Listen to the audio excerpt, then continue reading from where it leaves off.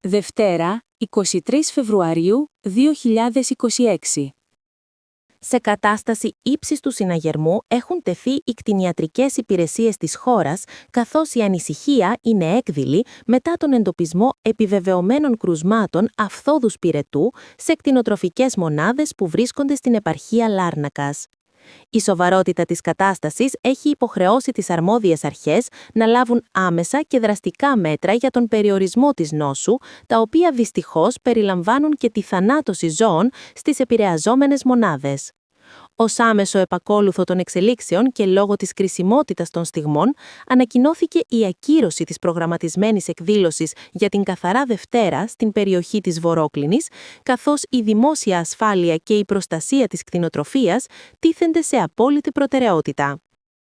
Στο πλαίσιο των κατεπηγουσών ενεργειών για την ανάσχεση της επιδημίας, αναμένεται να φτάσει εσπευσμένα στην Κύπρο ειδικό κλιμάκιο κοινοτικών εμπειρογνωμόνων από την Ευρωπαϊκή Ένωση.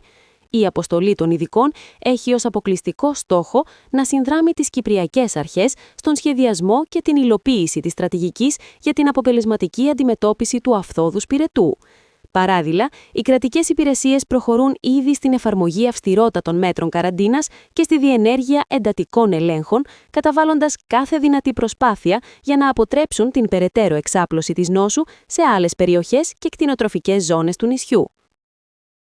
Εν ώψη των εορτασμών της σημερινής ημέρας, το Τμήμα Πολιτικής Αεροπορίας εξέδωσε αυστηρή προειδοποίηση προς το κοινό, υπενθυμίζοντας την απαγόρευση του πετάγματος χαρταετών στις περιοχές προσέγγισης των αεροδρομίων Λάρνακας και Πάφου. Το μέτρο αυτό κρίνεται επιβεβλημένο για την αποφυγή ατυχημάτων και τη διασφάλιση της ομαλής διεξαγωγής των πτήσεων κατά τη διάρκεια της Καθαράς Δευτέρας, καθώς η παρουσία χαρταετών στον εναέριο χώρο πλησίων των αεροδιαδρόμων μπορεί να θέσει σε κίνδυνο την ασφάλεια των αεροσκαφών και των επιβατών.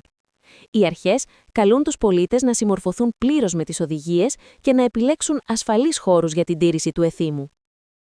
Την ίδια στιγμή, σε πλήρη επιχειρησιακή κινητοποίηση βρίσκεται η αστυνομία Κύπρου, εφαρμόζοντας αυξημένα μέτρα αστυνόμευσης σε ολόκληρο το οδικό δίκτυο με αφορμή την έξοδο των εκδρομέων για την Καθαρά Δευτέρα. Περιπολικά και μέλη της δύναμης διενεργούν συνεχείς ελέγχους και περιπολίας με πρωταρχικό στόχο την ασφαλή διακίνηση των πολιτών και την πρόληψη των τροχαίων ατυχημάτων.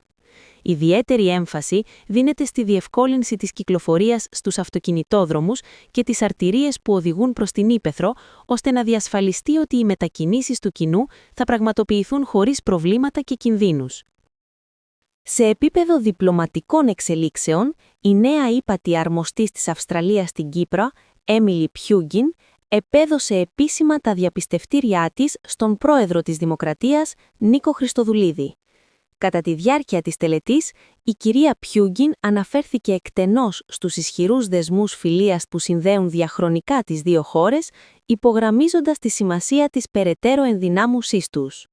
Στις δηλώσεις της, τόνισε χαρακτηριστικά τη σταθερή στήριξη της Αυστραλίας προς την Κύπρο, επιβεβαιώνοντας το άριστο κλίμα συνεργασίας μεταξύ Λευκωσίας και Καμπέρας.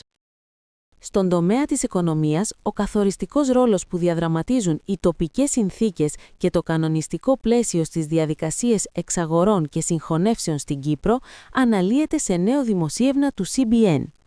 Οι ειδικοί της αγοράς επισημαίνουν ότι η βαθιά κατανόηση των εγχώριων δεδομένων αποτελεί το κλειδί για την επιτυχή έκβαση τέτοιων συμφωνιών.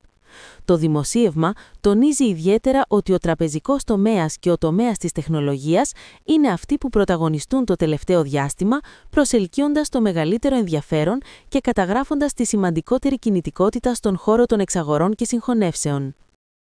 Συναγερμός έχει σημάνει στις αστυνομικές αρχές της Λεμεσού μετά από καταγγελίες για νέα κρούσματα απάτης με δράστες άτομα που παρουσιάζονται ψευδώς ως υπάλληλοι της Αρχής Ηλεκτρισμού Κύπρου, ΑΕΚ.